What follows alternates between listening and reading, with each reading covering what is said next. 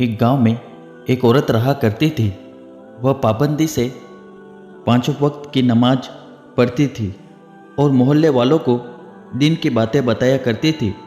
एक दिन वह रात को कब्रिस्तान के करीब से गुजरी तो उसने कब्रिस्तान की निगरानी करने वाले आदमी को देखा कि वह किसी मुर्दे का कफन चुरा कर ला रहा था।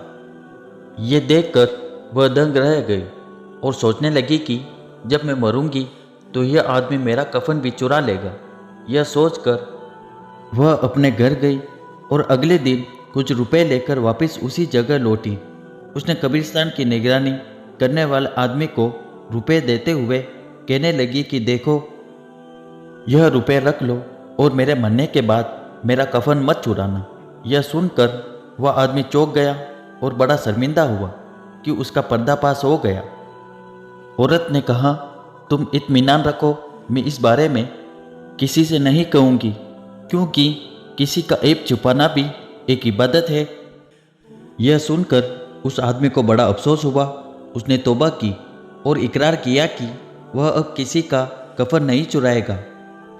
कुछ दिनों तक वह अपने वादे का पाबंद रहा, लेकिन फिर उसने कफन चुराने वाला पुराना धंधा शुरू कर दिया।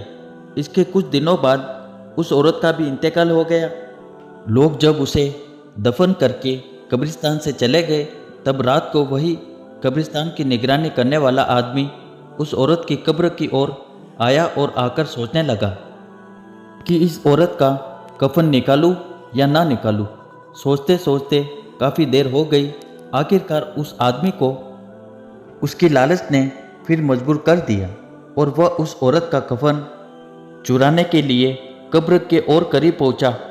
उसने उसी वक्त उस औरत की कब्र खोदी। कब्र खोदने के बाद जैसे ही उस औरत की लाश नजर आई तो वह डर के मारे कांप गया। उसने देखा कि उस औरत के सीने पर एक काला सांप बैठा हुआ है। उसकी घबराहट देखकर एक आवाज़ आई, ए इंसान, तूने वादे के बावजूद फिर ऐसी हरकत की। एक सांप देखकर तू डर गया। क्या तुझे मालूम है कि यह सांप मेरे सीने पर क्यों बैठा है?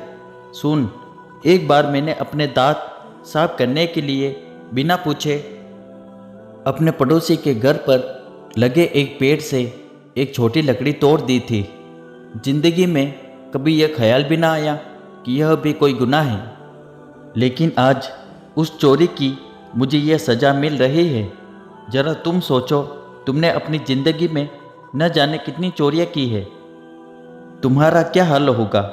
इतना सुनते ही उसने उस औरत की कब्र बंद कर दी और सच्चे दिल से अपने गुनाहों से तौबा कर ली। आज हम भी कुछ चीज़ों को मामूली गुनाह समझकर उसे कर लेते हैं और उसका एहसास भी नहीं करते कि हमने कुछ गलत किया है। आज का मुसलमान गिबत कर रहा है, बेवजह नमाज छोड़ रहा है, लड़ाई झगड़े कर रहा है, दिन की बातें कम, फिल्मों गानों की बातें ज़्यादा कर रहा है। आज की पीढ़ी यह सोचती है कि गुनाह कर लेते हैं, जब हिसाब होगा तब देखा जाएगा, और उसे मजाक में ले लेते हैं।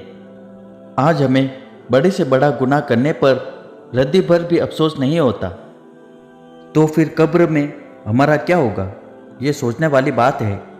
बहरहाल अल्लाह से हर वक्त अपने किए गुनाहों की माफ़ी मांगो और कोई भी गुनाह, चाहे छोटा हो या बड़ा, वह करने से बचो। वीडियो अच्छा लगा हो तो लाइक और सब्सक्राइब कर दें।